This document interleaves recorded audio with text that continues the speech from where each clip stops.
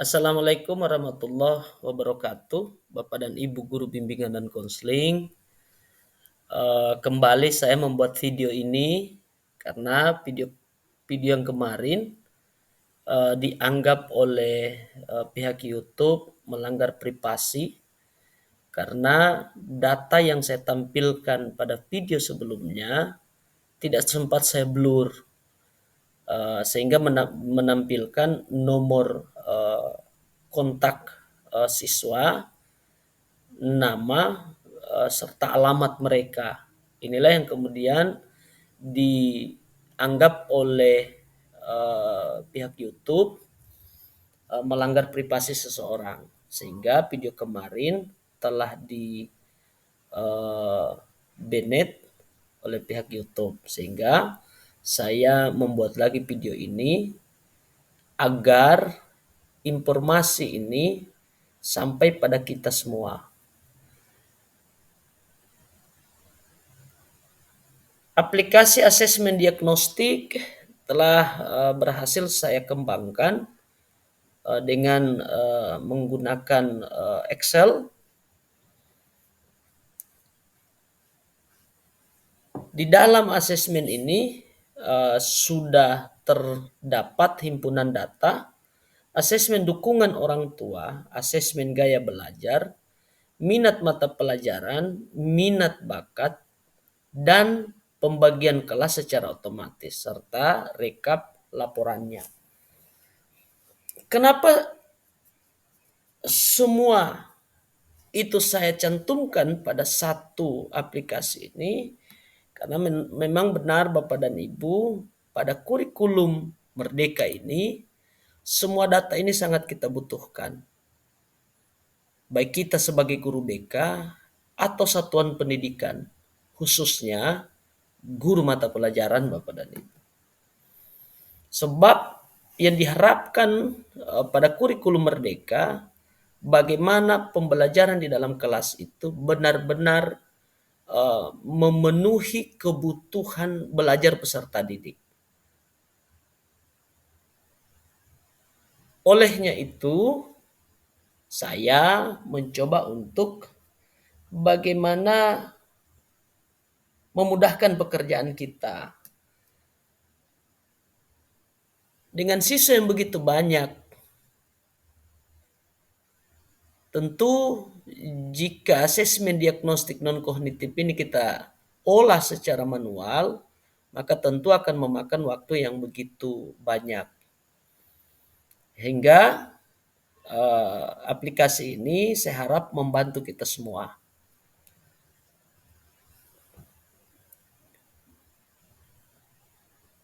Sebagaimana yang kita ketahui bersama bahwa pada kurikulum 2013 asesmen diagnostik ini belum begitu berkembang dan belum begitu luas pemanfaatan datanya. Akan tetapi pada kurikulum Merdeka ini, data bimbingan dan konseling, khususnya asesmen diagnostik non-kognitif ini benar-benar sangat dibutuhkan Bapak dan Ibu. Sebab dengan adanya data yang lengkap ini, baik asesmen gaya belajarnya, dukungan orang tua terhadap belajar dan karir siswa, minat mata pelajarannya juga sudah bisa terbaca, minat dan bakatnya juga sudah bisa diperoleh datanya, dan pembagian kelasnya sudah otomatis akan dibuat, maka akan mempermudah guru mata pelajaran dalam mendesain modul ajar mereka. Sehingga modul ajar yang akan mereka desain nanti, mereka buat nanti, sudah benar-benar berdiferensiasi. Adapun isi daripada aplikasi ini Bapak dan Ibu, di sini ada data induk.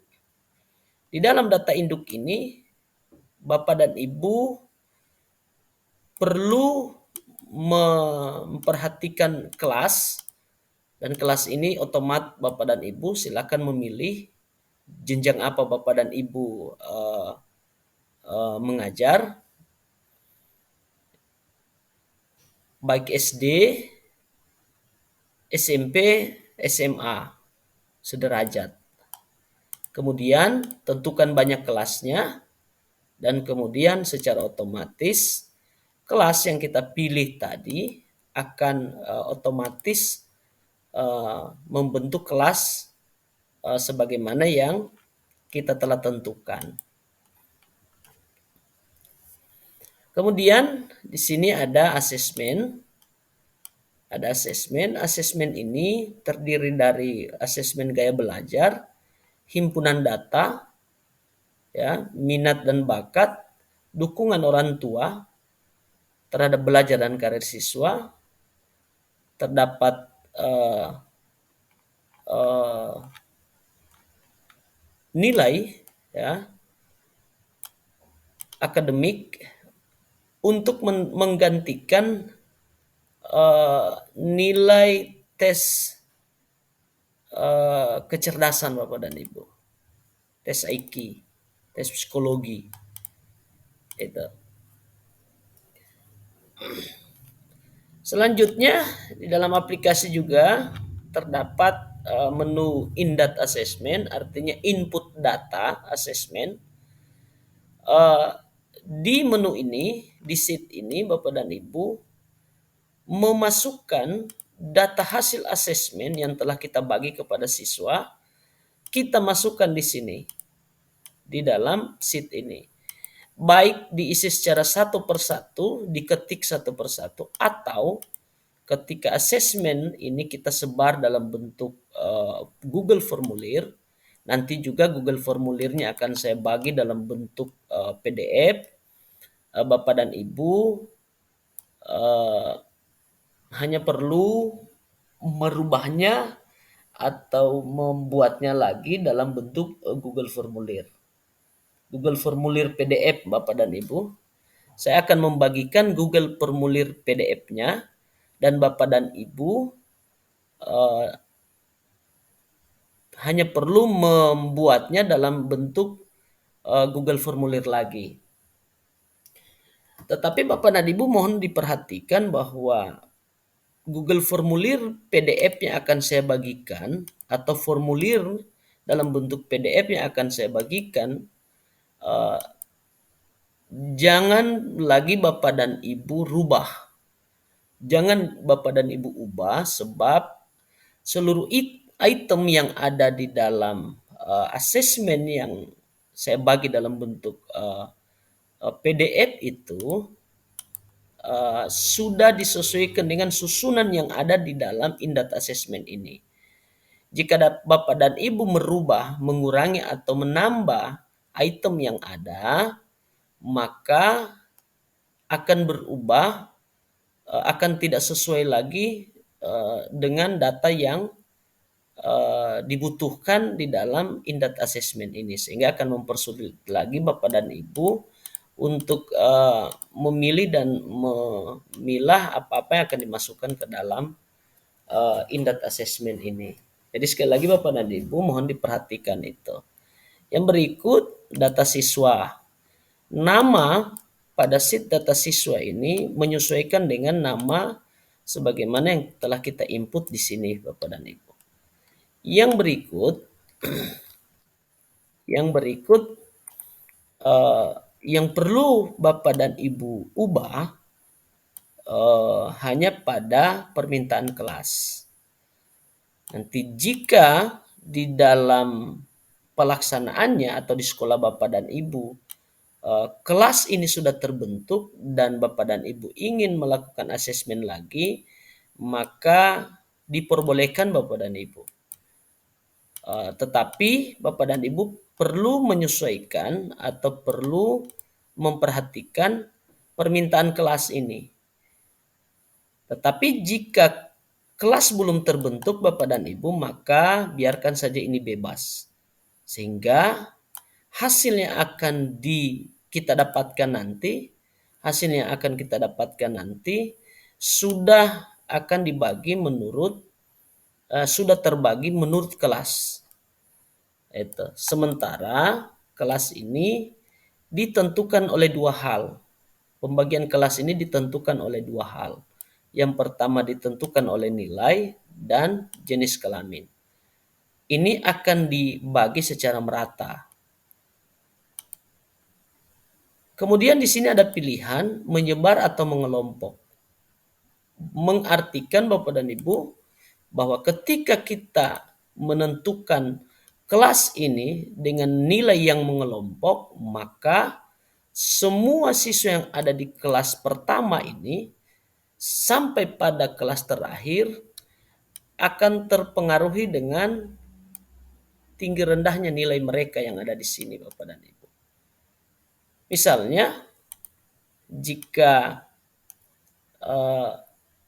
kita mengambil atau menentukan nilainya mengelompok, maka pada kelas 10A ini adalah kelas di mana nilai semua nilainya tinggi. Akan tetapi jika kita memilih menyebar, maka seluruh siswa yang ada di kelas ini bervariasi menurut tingkat nilainya. Begitu Bapak dan Ibu. Kemudian di sini ada laporan. Laporan ini dimaksudkan untuk sebagai bahan laporan kepada kepala sekolah bahwa kita telah bekerja, bahwa kita telah melakukan asesmen diagnostik dan datanya sudah bisa dipergunakan oleh guru mata pelajaran.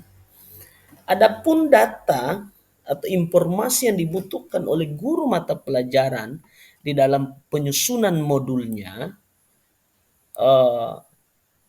mereka akan memperhatikan kondisi siswa, gaya belajar siswa, dukungan orang tua terhadap belajar dan karir siswa di sekolah, nilai akademik, mata pelajaran, dan minat bakat.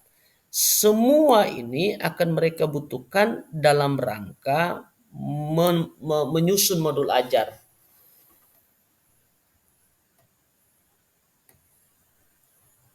Sehingga data ini memang benar-benar sangat dibutuhkan pada proses pelaksanaan kurikulum merdeka di sekolah. Lalu bagaimana dengan sekolah yang belum menerapkan kurikulum merdeka? Tidak jadi masalah Bapak dan Ibu. Artinya kita guru bimbingan dan konseling di sekolah-sekolah yang belum menerapkan kurikulum merdeka atau belum sekolah penggerak, maka kita telah melangkah satu langkah lebih cepat dari teman-teman yang lain. Jadi tidak jadi masalah Bapak dan Ibu, apakah asesmen diagnostik ini akan dilakukan, diterapkan pada sekolah yang belum sekolah penggerak atau yang belum menerapkan kurikulum merdeka. Tidak jadi masalah Bapak dan Ibu. Intinya kita sudah melakukan tugas kita dalam hal menghimpun data siswa dan seluruh kebutuhan-kebutuhan belajar mereka. Sehingga ini bisa diperhatikan oleh guru mata pelajaran. Walau sekolah itu belum menerapkan kurikulum merdeka. Demikian Bapak dan Ibu, semoga aplikasi ini bermanfaat untuk kita semua. Aplikasi ini, mohon maaf Bapak dan Ibu, bisa Bapak dan Ibu dapatkan secara gratis. Tetapi saya berharap Bapak dan Ibu bisa membantu saya untuk menyebarkan informasi ini kepada teman-teman guru bimbingan dan konseling yang lainnya, dan mohon di like dan di subscribe. Terima kasih.